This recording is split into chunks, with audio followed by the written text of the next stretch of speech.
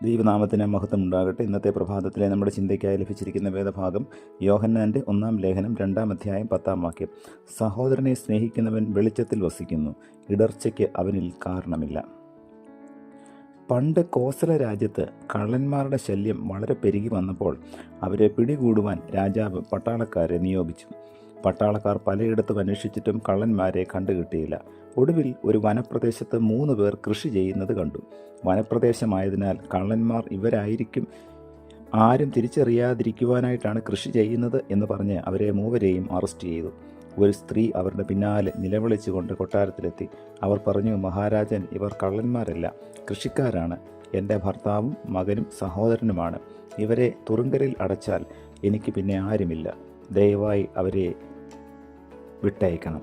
രാജാവ് പറഞ്ഞു, അവർ കള്ളന്മാർ അല്ലെന്ന് ബോധ്യപ്പെടുന്നത് വരെ വിട്ടയക്കാൻ കഴിയില്ല. എന്നാൽ നിനക്ക് ആരുമില്ലാത്തത് കൊണ്ട് ഒരാളിനെ വിട്ടയക്കാം. ആരെ വേണം എന്ന് നീ തന്നെ പറയൂ.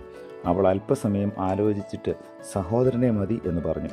രാജാവ് ആശ്ചര്യപ്പെട്ടു. ജീവിത പങ്കാളിയെയും മകനെയും തള്ളി സഹോദരനെ മതിയെന്ന് പറഞ്ഞതിന് കാരണം അന്വേഷിച്ചു. അവൾ പറഞ്ഞു, ഇവർ വധിക്കപ്പെട്ടാൽ എനിക്കൊരു ഭർത്താവും മകനും ഇനിയും ഉണ്ടാകാം. എന്നാൽ എൻ്റെ മാതാപിതാക്കൾ മരിച്ചുപോയതിനാൽ എനിക്കിനി ഒരു സഹോദരൻ ഒരിക്കലും ഉണ്ടാവില്ല. അതിനാലാണ് ഞാൻ സഹോദരനെ തിരഞ്ഞെടുത്തത്.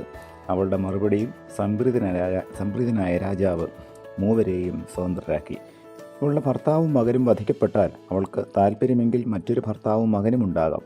എന്നാൽ അങ്ങനെ ചെയ്യുവാൻ ഉദ്ദേശിക്കുന്നു എന്ന് അവൾ പറഞ്ഞതിന് അർത്ഥമില്ല. സഹോദരൻ്റെ പ്രാധാന്യം വെളിപ്പെടുത്തുവാൻ ആണ് അവൾ അങ്ങനെ പറഞ്ഞത്. ഇവിടെ ഈ സ്ത്രീ സാഹോദര്യ ബന്ധത്തിൻ്റെ മാഹാത്മ്യമാണ് വെളിപ്പെടുത്തിയത്. സാധാരണഗതിയിൽ ഭർത്താവിനെയും മകനെയും തള്ളി സഹോദരനെ തിരഞ്ഞെടുക്കുക എന്നത് ആരും ചെയ്യുന്നതല്ല. എന്നാൽ അവൾ പ്രകടിപ്പിച്ച സാഹോദര്യ ബന്ധം ഭർത്താവിനെയും മകനെയും കൂടെ മോചിപ്പിക്കുവാൻ തക്കവണ്ണം ഇടയാക്കി. ബന്ധങ്ങളെ പരിപാലിക്കുന്നവർക്ക് എവിടെയും ജീവിത വിജയമുണ്ടാകും. ബന്ധങ്ങളെ അലക്ഷ്യമാക്കുന്നവർ ജീവിതത്തിൽ പരാജിതരാവുക തന്നെ ചെയ്യും. ബന്ധങ്ങളാണ് നമ്മെ മനുഷ്യരാക്കി തീർക്കുന്നത്. ബന്ധങ്ങളുടെ തകർച്ച ജീവിതത്തിൻ്റെ തകർച്ചയാണ്.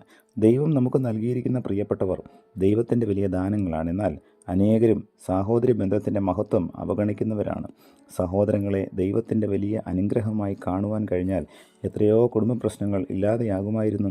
എല്ലാവരെയും സ്നേഹിക്കുവാനും ബന്ധങ്ങളുടെ പരിപാവനത നിലനിർത്തുവാനും നമുക്കിടയാവട്ടെ. അതിനായി നമ്മെ തന്നെ സമർപ്പിക്കാം, പ്രാർത്ഥിക്കാം. പ്രിയ കർത്താവേ, ലഭിച്ച വചനത്തിനായി നന്ദിയോടെ സ്തോത്രം. അന്യോന്യം സഹോദര സ്നേഹത്തിലായിരിക്കാൻ തക്കവണ്ണം ഈ പ്രഭാതത്തിലെ വചന കേൾവി ഞങ്ങളെയും സഹായിക്കണമേ. പുത്രൻ്റെ നാമത്തിൽ പ്രാർത്ഥന കേൾക്കണം പിതാവേ. ആമേൻ.